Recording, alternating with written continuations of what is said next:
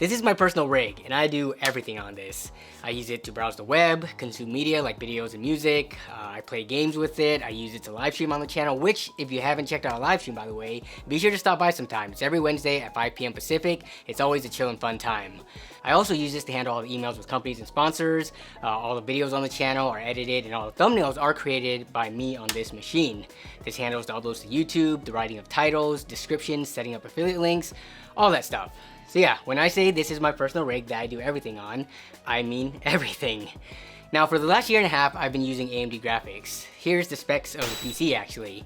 I started with the RX 6700 XT when this was built, and over time I incrementally stepped it down to a 6600 XT and then to a 6600 just to see how low I could go and still be happy with the performance. I ended up landing on the 6600 XT and have been happy with how it's been performing ever since. I haven't encountered any notable problems or crashes related to drivers or anything like that. Playing games, I've had no issues. I stream and record footage using AMD's hardware encoder and OBS. In Premiere Pro, I use it for playback and rendering videos. I've been really happy with the performance and can easily recommend AMD cards. There's still an ongoing stigma about AMD and driver issues, and I've had people quote back to even XP and Vista days for their AMD problems. Back in like XP and Vista, you could actually end up having conflicts. So the graphics driver would crash Windows. That was like 10 years ago, so they may have fixed it, but it was a bad enough experience, I've never gone back. But myself and many of you out there who are using AMD cards are doing so with no problems whatsoever, and contrary to popular belief, Nvidia has its fair share of driver issues as well, so make of that what you will. When it comes to the brand wars between graphics card companies, I've never had any hard preferences or fanboyism towards one brand or the other. I've used Nvidia and AMD pretty equally, but now we have Intel and their mainstream consumer graphics cards, and based on my interaction with others in the PC community, people have mixed feelings on this. On one hand, it's exciting that there's another competitor in the race. But on the other hand, this competitor doesn't have a product stack that can compete with the two veteran companies across the entire range of high-end performance to low-end. If you go Intel, you're kind of limited to entry-level to mid-range. But hey, that's not a problem because that's where I'm operating right now. I'm currently using a 6600 XT, which I've been happy with. So Intel's most powerful card at the moment, the Arc A770, is pretty comparable. So I'm going to start using this full-time in my personal rig. This is the 16GB limited edition variant, by the way. I've used this card as well as the A750 that they have before, but only in other systems like my test bench or for other builds that I did on the side. But now this is going to be put into my personal rig, the one that I do everything with. This was not a challenge, by the way. I was not called out by anyone. Jason. It's just something that I want to do personally for my own experience. Now, this does not necessarily mean that I would recommend anyone else out there go and grab an Intel Arc card, and I will get to that more later on in the video after we talk about what else I'm doing with my PC. So yeah, first and foremost, the graphics card will be the biggest core component change. I'm keeping most of the other internals the same though. That is like, you know, the CPU, motherboard, RAM, SSDs, those are all going to be carried over. I am, however, going to be changing some things up aesthetically because it would be pretty boring to do a build update and only do a simple graphics card swap. I've been using vertical ITX cases for like the last couple of years now, and I absolutely love them. For me, it's the footprint and the amount of desk space that this thing actually takes up. It is so much less than what a traditional mid-size tower would be, which would be like double the 4F dimension. I love this Height Revolt 3 case, by the way. I mean, come on, look at this handle though. I have zero problems with this, but I wouldn't mind a change of scenery and an opportunity to try something else. So in come Corsair's 2000D ITX case, which came out earlier this year in the summertime. Corsair reached out and asked if I wanted to check this case out, and I said sure, I'm going to be updating my build and I'd love to incorporate it. And they were kind enough to send not only this, but also their H150i Capellix Elite XT AIO. This is a 360mm AIO. So this is actually going to be a nice bump up from the 240 AIO I have currently in my system in terms of like cooling performance. They also sent over a power supply, the SF1000L. When I told them I was doing a build update, I didn't specify what my build specs were, and they kind of didn't ask. So I think they were playing it safe and they sent over something that they knew would cover anything I was using. Well, this is a bit overkill at 1000 watts. I'm not running like an RTX 4090 or anything over here. I think my system pulls around 450 to 500 watts at peak. So Yeah, this is gonna be running, I guess, in the pretty much peak efficiency range at about 50%, according to the efficiency curve on the back here.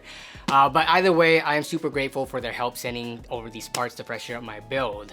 This is a top tier power supply, A tier for you tier list enjoyers out there. And even though I'm not going to be running this anywhere near max load for now, given the quality of the unit and the fact that it's ATX 3.0 and PCIe 5.0 compatible, this could theoretically last me the next 10 years and beyond. Even if I do go back to mid-size or bigger cases, I can use the included bracket, which makes this compatible with pretty much any other case I would want to use it with.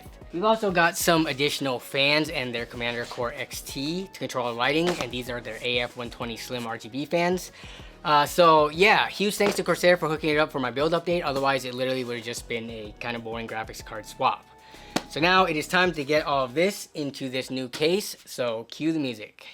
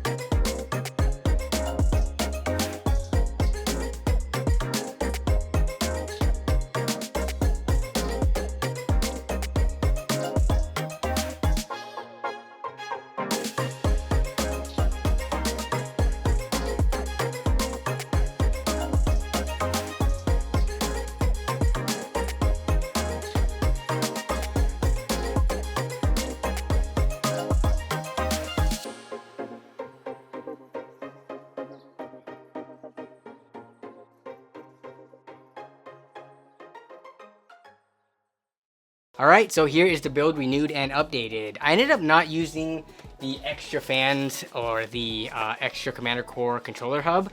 The case already comes with 3 fans pre-installed in the front, and the AIO also has 3 fans and a Commander Core included in the box already.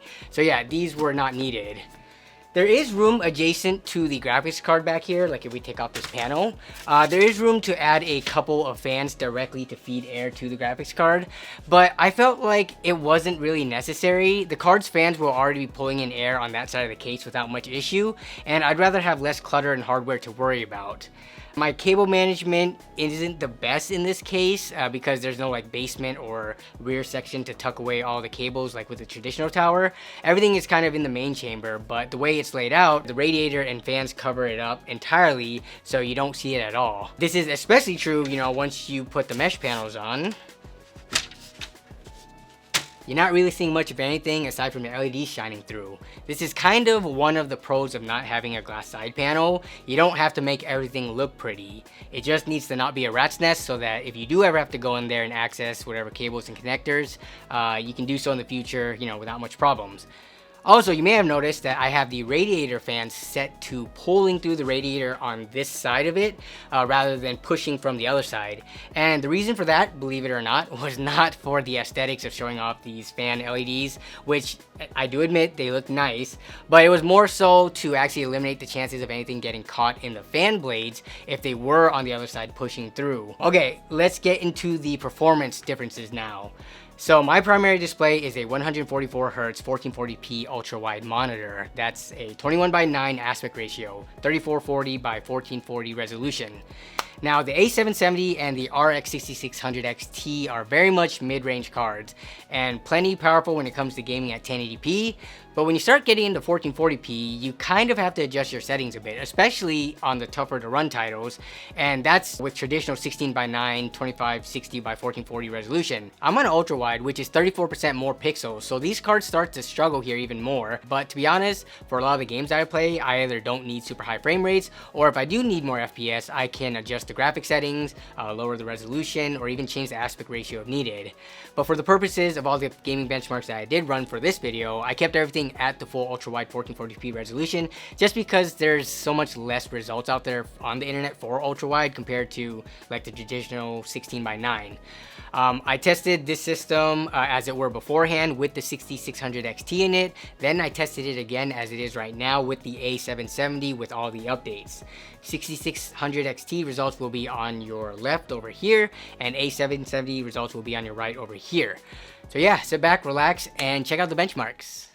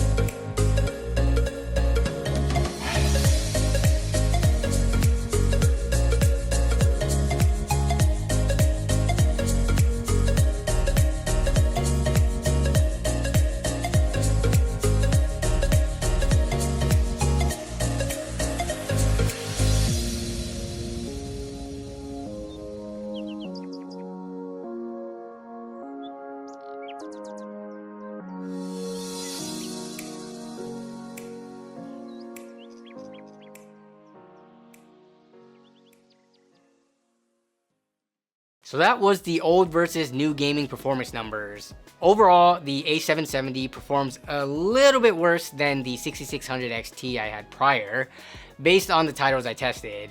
Across the 13 games, it performed on average 10% worse.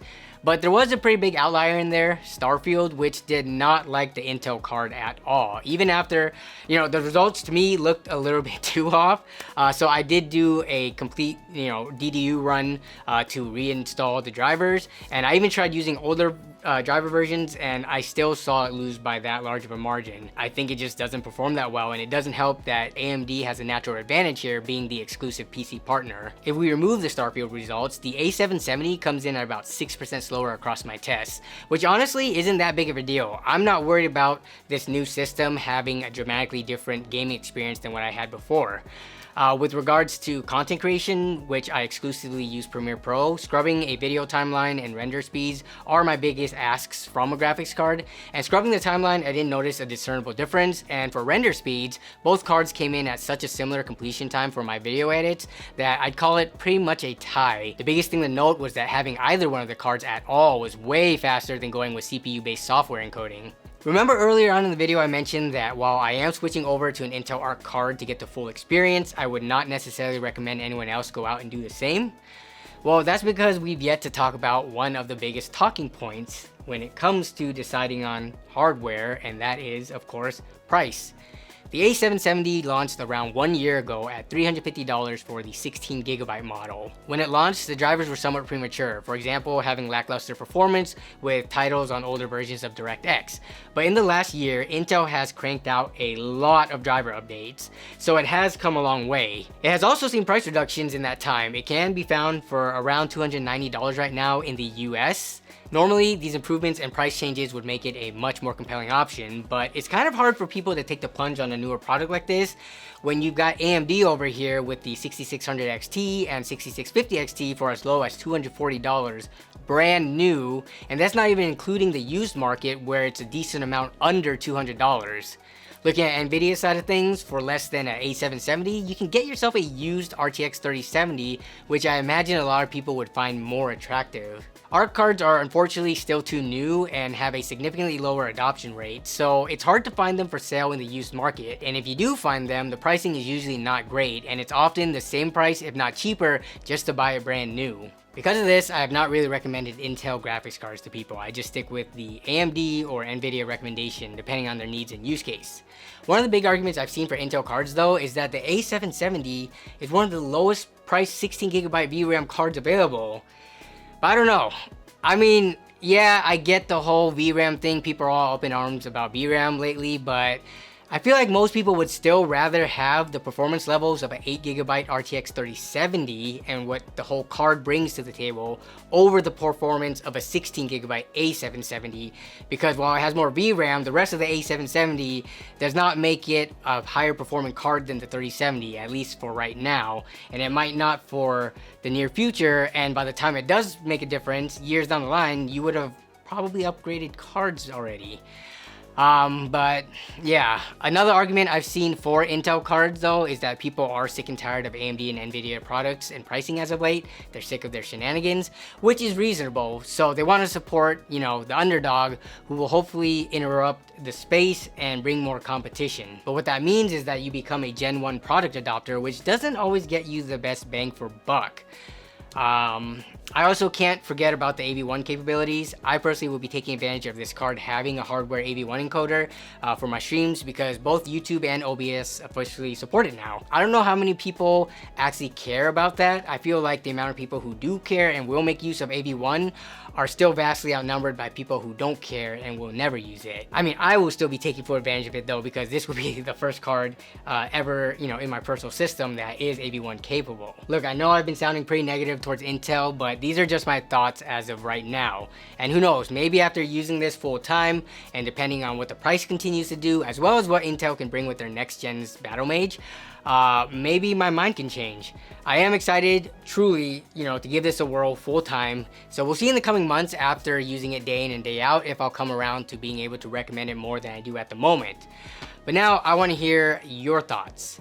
I'm very curious, how many of you out there are using Intel Arc graphics cards in your main rigs right now? And if so, why did you choose it over Nvidia or AMD? Do you have a specific use case where it's more beneficial? I know for me, being primarily a content creator and gamer, my scope is pretty limited, so I'd love to hear the different use cases that you're all using it for, where Intel Arc makes the most sense. And for everyone else who is on Nvidia or AMD currently, what would convince you to switch to an Intel Arc card on your next upgrade and or build? But yeah, that's gonna wrap it up for this video, sharing what my personal build looks like in the present day. I hope you enjoyed and found this either helpful or entertaining in one way or another. I want to thank you all as always for watching and for continuing to support the channel. Big thanks to the channel members and the super gifters as always for their above and beyond support. And of course, gotta give a huge shout out one last time to Corsair for sending over the parts to refresh the build. As always, be safe out there, and I'll see y'all down in the comments as well as the next stream and or video. Bye.